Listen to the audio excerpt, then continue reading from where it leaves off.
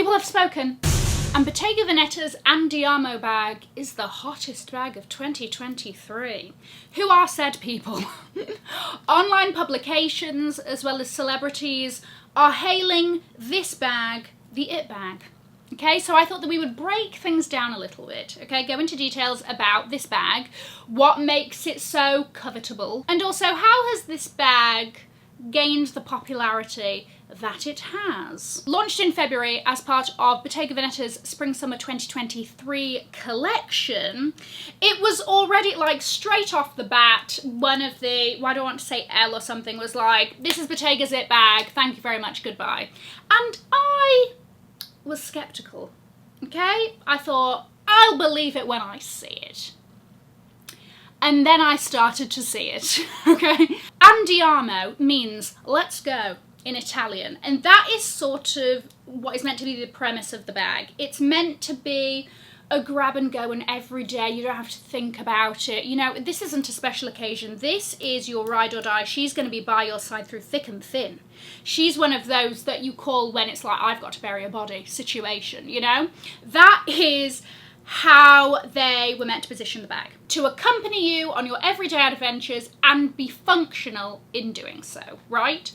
This bag comes in 3 sizes, the small, the medium, and the large. And it comes in a range of colours that means that this could very easily be a work bag. It could be your travel tote.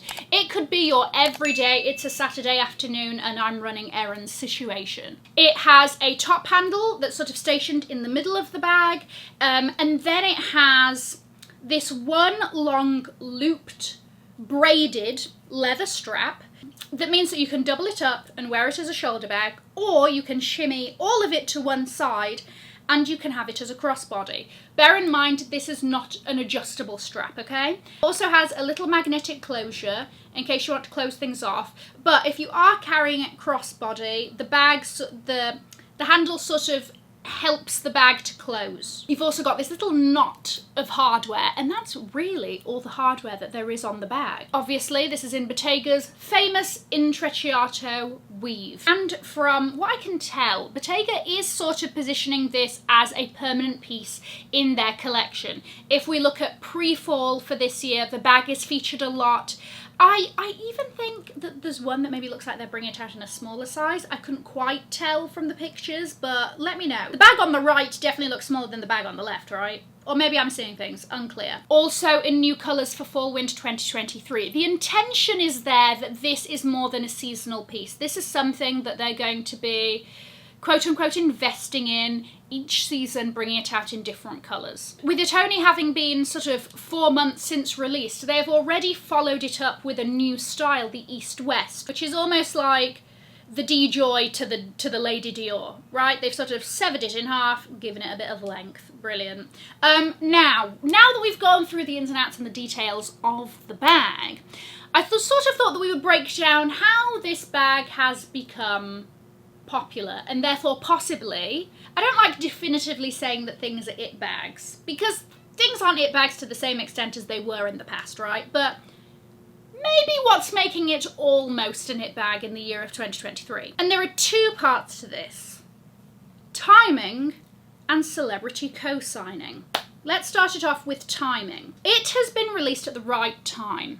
Okay, the stars have aligned such that this bag can have the maximum amount of success, maybe even compared to a year or 2 ago. I know that I've spoken a lot about quiet luxury, and maybe you're getting sick of it, but it is very much, we're in the throes of this being such a ridiculously huge trend, right? But at the moment, quiet luxury is in, and this sort of minimalism within fashion. New Bottega under Mattia Blasi definitely has, we've seen that shift into Bottega being a lot more toned down. Even the colour choices for the collections are a lot less shouty and in your face compared to Daniel Lee's very successful Bottega from, what, 2018 onwards. The shift is very obvious, okay? And it's very leaning much more into this quiet luxury vibe. And whilst, yes, in my last quiet luxury video, I did talk about how Bottega is one of the loudest quiet luxury brands, video will be below if you haven't already seen it,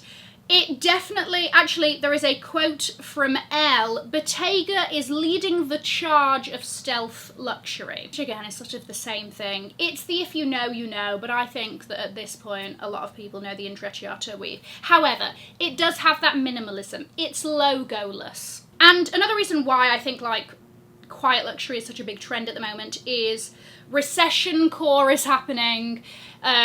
And again, it's that minimalism, but more from the perspective of trying to buy timeless, more classic pieces that will stand the test of time, that are more of an investment into your wardrobe, as opposed to very trendy statement pieces. And again, this bag leans very much into that timeless. I mean, we know that Bottega is great quality.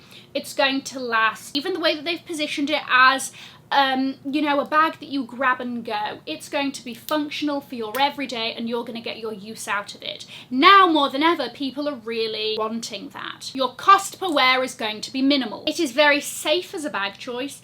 It's not trendy. You know, I think that we can all sit here, and if somebody had given us a Bottega Andiamo bag, we would all very easily work this into our lives, right? It's a very easy, very safe bag choice.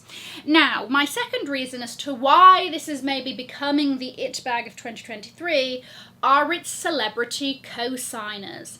And I know that a lot of people say, I'm not influenced by celebrities, I don't care about celebrities, a celebrity wearing something is in no way going to influence me to buy it.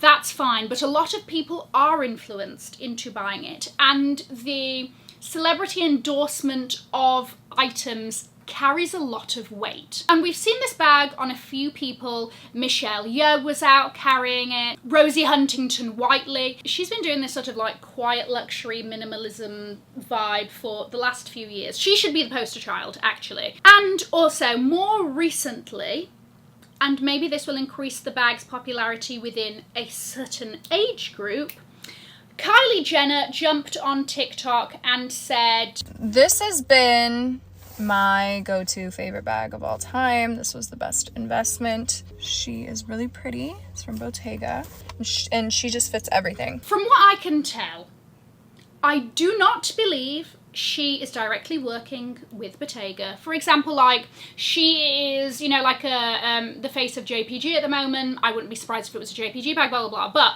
as far as I can tell, she's not working directly with Bottega. That wasn't sponsored or anything. And I might be wrong here. But as far as I'm aware, this is the only time she has sort of publicly said that about a bag, all right? And I know, you never know.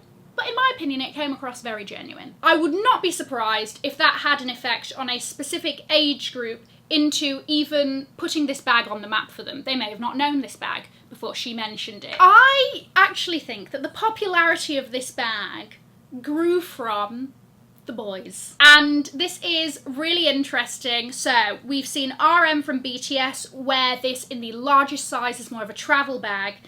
But Jacob Elordi was also spotted with this bag in the small size, I believe, running errands around LA. This photo really got people talking. And this is the first time I've seen, or that I can remember, because I'm sure it's happened before, but maybe not to this extent, where I've seen a you know, supposed it bag being carried by all genders. You know, usually we're out here and we see, you know, the it girls carrying it and that's great. But to see the it boys as well, it was like, oh, hold on a second, maybe this bag is actually like the one.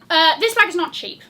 Okay, this bag starts at $4,100, £2,960. It is all leather, but it's not also been positive reviews. Bethany Frankel did a bit of a review of it on TikTok and she was just wildly disappointed by it. It's $5,000. Now, I'm 5'5". It's under my breast.